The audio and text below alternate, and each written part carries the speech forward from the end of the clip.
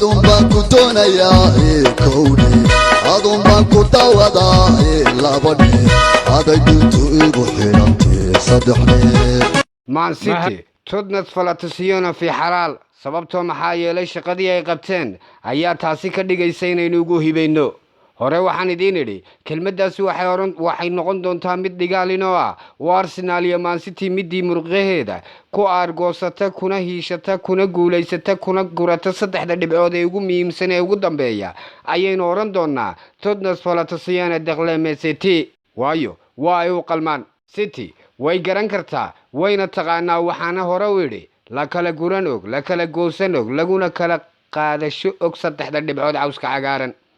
Man City oo rikoodhan weligeed la qorin dhigtay xilli ay guulaysteen oo horyaalka Premier League gacantooda galay nimankii stage-yada iyo dabaaldegyada diyaarsaday iyo qaabkay biladaha loo guddoonsin lahaa ee Arsenal wadna garaac iyo ilmado cawska cagaaran lagu waraabiyo kuma salaameeyay Man City ayaa ku guulaysatay koobka horyaalka Premier League markii afraad isku xigta weligeed kama dhicin taariikhda Premier League in koox ay horyaalka qaado 4 xilli ciyaareed oo xidhiidha abaya macmiil cidda kaliya taariikhda loogu qoray waa iyaga Pep Guardiola iyo curadadiisa ayaa isku qoray buugga taariikhda Premier League kadib markii ay kulankii ugu dambeeyay xilli ciyaareedka 3-1 ku garaaceen West Ham oo marti ugu ahayd qalcadda Etihad Stadium halkaas oo kooxda West Ham kaliya taa u timi si ay u aragto horyaalka oo horteeda lagu guuleysanayay qaabka loogu dabaaldego balse Arsenal waxay islahayd deriskiina qasabada biyaha ka wada cabtaan halka cadceedna idin wada iftaa way idin heelin doonaan City ayaana si raaxo leh ciyaarta ku bilaabatay kadib 2 gool oo u dhaliyay Phil Foden laakiin waxa ciyaarta xamaasad u yeelay gool West Ham soo celiyay xidiga Kudus ka hor waqtigii nasashada balse laacibkooda khadka dhexe go'aamiyaha samata bixiyaha iyo rajanooliyaha inta badan isagu kooxda Man City farxadeeda ka shaqeeyay Rodri ayaa ciyaarta hurdo u diray isagoo dhaliyay goolka saddexaad bilowgii qaybta labaad ee ciyaarta cadowgiya nacabka iyo madaaficda qoyayna ku yiri waa wixiini abaarto hasi daba dheeraato kooxda Man City kaliya waxay u baahnayd guul ay gaadho kulankooda ugu dambeeyay xilli ciyaareedka waana koox lagu yaqaan inta dambeeyna xilli ciyaareedka kacdo wax kasto ay noqoto natiijada Arsenal iyo Everton sidaas darteed waxay xaqiijisteen hanashadooda horyaalka Man City ayaa awood ku haysata Premier League iyagoo 10 sanadood ee ugu dambeeyay ku guuleystay horyaalka 7 jeer taasoo ah xog waaliya cidda kaliya sidaas samayn karta waa City oo kaliya cid kale ma aha sheegin waxay sidoo kale horyaalka Premier League ku guuleysteen 6 jeer 7 sanadood ee u dambeeyay ma iyaga samaystay 10 sanadood ee ugu dambeysay kaliya Liverpool hal jeer ku guuleystay horyaalka iyo Chelsea oo 2 jeer hanatay ayaa Man City ku xidhiidhiyay horyaalka laakiin City ayaa noqotay awood aan loo babac dhigi karin horyaalka Ingiriiska ee waqtigan guulaha xiriirka ee Man City waxay ku soo aadayaan xilli loo haysto 115 dacwadood oo la xidhiidha inay khiyaano dhaqaale ku kaceen taasoo haddii lagu helo sababi karta in dhibco badan laga jaro xilli ciyaareedka soo socda ama in muran laga geliyo koobabkii ay ku soo guuleysteen sanadihii ugu dambeeyay horta taariikhda ma lagu qoray wixii dambe ha joogaane kuwaasina waa taariikh kale noqonayaan iminka niman ba abaartu ku sii daba dheeraato wadna garaac xalaal u yahay yaa niman ayaa wadna garaac xalaal u yahay Kasako inay Man City gooleysatay oo horyaalka uu gacanteeda u galiyay xidiga Foden ayaa sidoo kale waxa uu dhigay rikood cajiib oo ah inuu dhaliyay goolkiisii 6aad ee Premier League oo uu banaanka xerada ganaaxa ka toogtay waxaanu sidaasi ku noqday ciyaartoygii Man City ee taariikhda ugu badnaa goolasha banaanka laga toogto ka dhaliya Manchester Rafael waji caruur miyaynu misal muxuu muuq caruur wax la mida waynaga arkayna wuxuu ka samaynayo Arsenal gabal dhacay iyo waa amberyin ayay u tahay ninkii jiray wuxuu yiri riyan higsanaya inaan rumeeyo laakiin ninkaas waxa ka maqnayd maba seexdo marka niman seexan seebu riyooda oo kadibna u rumeeya deemaba jirtay horta waa inuu seexda ka horeyso Soomaa inaad riyo rumayso marka Arsenal gabal baas baa u dumay iyaga iyo taageerayaashoodii soo diyaarsaday masraxii dabaaldega waniyo nimanku indhaadkaaya dhan kastaba oo laga lahaa ciyaartii Aston Villa isballaqeen Aston Villa eersanayaan Aston Villa ayaa sabab u ah wax kasto dhacay Aston Villa ayaa wadkooda noqotay Aston Villa ayaa aynu oran karnaa inay tahay kooxda dhinac marisay horyaalka Arteta iyo inamadiisu shaqo wacan way qabteen balse waqtigiiyo waayaha ayaa saamixi waayay City oo gadaal dambe ka soo kacda ayaa heshay Gvardiol oo bedelay booskii Gundogan ee samata bixinta oo isaguna 7 kulan u ciyaaray 6 kamid ah shabaqa taabtay isna waa wadna gooyaha iyo midka dhiikarka ku riday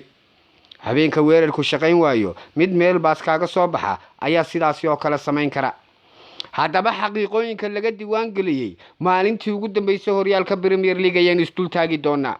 Man City waa kooxdii ugu horeysay taariikhda horyaalka Premier League ku guuleysatay 4 xilli ciyaareed oo xidhiidh ah waxaanay ku guuleysatay 22 23 iyo 2024 oo xaadir ah Man City ayaa haatan aan laga badin 35 kulan oo tartamada oo dhana 29 gool iyo 6 barbara waana rikoorkii ugu dheeraa abid koox Premier League taariikhda heerka sare Ingiriiska kooxda kaliya aan laga badin muddada dheer waa Nottingham Forest intii u dhaxaysay Maarso iyo November 1978 Pep Guardiola waxa uu Man City la qaaday koobkiisii lixaad ee Premier League waana tababarihii afraad ee ku guuleystay in ka badan 6 koob oo horyaalka Ingiriiska waxaana kula jira Sir Alex Ferguson oo 13 jeer ah George Ramsey oo 6 ah iyo Bob Paisley oo isaguna 6 ah liiskaas isna tababarahan Blatinta ayaa ku biiray Klopp waa macalinka kaliya Liverpool kula guuleystay mid kasta oo kamid ah koobabka European Cup, Champions League, FA Cup iyo League Cup. Klopp ayaa Liverpool ku hogaamiyay dhibcaha ugu sareeya abida horyaalka 99 dhibcood sanadii 2019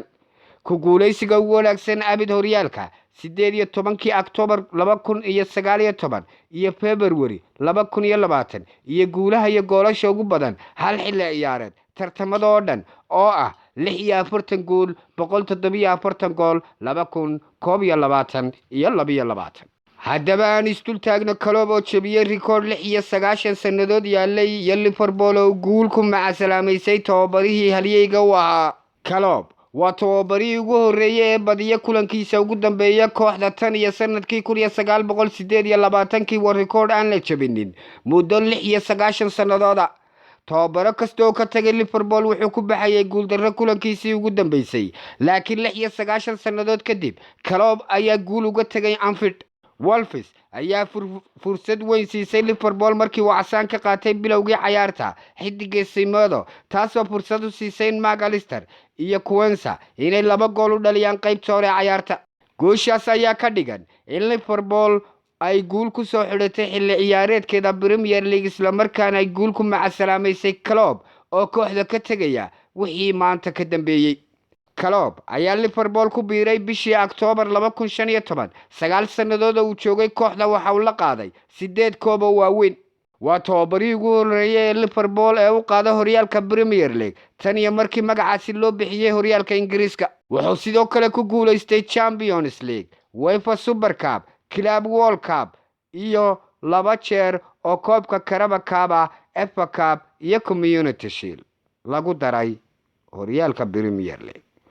wuxuu Liverpool ka tagay isagoo kamid ah tababarayaasha ugu guulaha badan taariikhda kooxda cascaska iyo qalcadda Anfield alla ilahe halka rabay roob ma igu helay maalintu maalmaha way ka duwaneyd Citizen riyadoodii caadiga u ahayd iyo caadadii soo jiraanka ahayd ee wadna goynta xilliyada dambe kooxaha la baratamaya may Arsenal Liverpool soo wareysato Liverpool inay ka soo wareysato ayay ahayd waxaani oo kale Arsenal stage iska soo iibsani qalabkii dabaaldega iska soo iibsani nimanku inay City yihiin ma ogido nimanka in filosoofkii Blatinta wata ma ogido nimankan inay waji cusub sanad walba ina barayaan ma ogido maxaa idinka siiya miyaad laqdeen idinka isbalaqay idinkoo Chance haysta oo abaar bixi lahaa 20 sano kadib laakiin taariikhdu weydiisii qoran tahay koob iyo 20 sano ayaa la geli doonaa wayna soconaysaa silsiladu kuwii dhashay maalintii Arsenal koob ka qaaday ee iminkana garoomada ka xamaasha weli labadooda indhood may saarin Arsenal oo Premier League u dabaaldegaysa laakiin istareexoodu wuxuu yahay inay ku soo noqdeen Champions League oo mar kale aynu arkayno iyagoo ka ciyaaraya alleele wax kastaba tabantaabiyo isku hawlid ayay u baahan yihiin iyo inaad kaga dhabayso ballanqaadka dhabta ee aad u qaado taageerayaashaada madficii qoye maalintii Aston Villa ayaa sababteeda iska leh wax kastoo dhacay. Man City Tottenham Falatizione deeqleeme se sababiye ya marka waxaanu leenahay tababare Pep Guardiola merci beaucoup waayo waa u qalmaaw waanu looga mahadcelinaynaa wixii uu qabtay wadna gooyaha taariikhsi badiyaha meelkiisa dhigaha muhindisnimada xilliyada dambe go'aaminta horyaalka iyo cadowga inuu kirkir iyo ku rido weliba kudkud wax la mida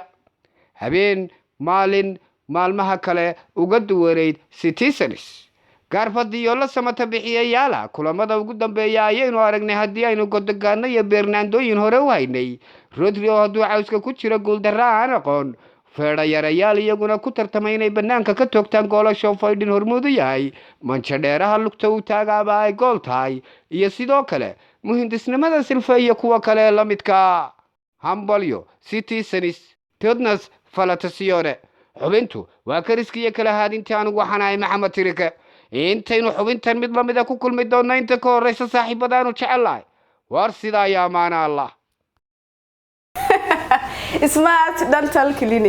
Smart Dental Clinic xarunta daaweynta afkiilku waxay kugu wargelinaysaa in ay ku samaysay qiimo dhimis aad u ballaaran sanad guuradii afraad awgeed adeegyada qiimo dhimista lagu sameeyana waxa kamid ah birta ilkaha oo aad ku xidhanayso oo kaliya $100 oo aan wax dambe lagu weydiinaynin haddaba qiimo dhimistu waxay soconaysaa muddo kooban dadka qiimo dhimista loogu xidhayaana waa ay kooban yihiin sidoo kale Smart Dental Clinic waxaad ka helaysaa adeegyo kale oo iyaguna bilaasha iyo sidoo kale qaar qiimo dhimis leh hamogaanin